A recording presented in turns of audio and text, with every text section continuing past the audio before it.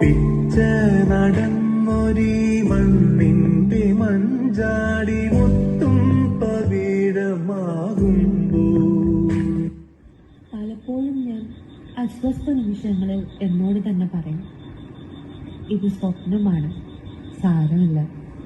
എനിക്ക് സ്നേഹം വേണം, അത് പ്രകടമായി തന്നെ കിട്ടണം. ഉള്ളിൽ സ്നേഹമുണ്ട്, പക്ഷെ പ്രകടിപ്പിക്കാനാകില്ല എന്നതിൽ ഞാൻ വിശ്വസിക്കുന്നില്ല.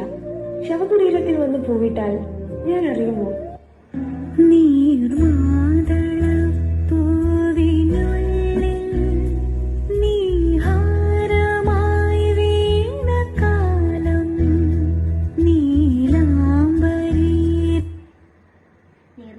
പൂത്ത കാലം. എന്റെ കഥ മാധവിക്കുട്ടിയുടെ കഥ, ആത്മകഥ എന്നാണോ ഇതിനെ വിളിക്കേണ്ടേ? അത് അറിയില്ലാട്ടോ.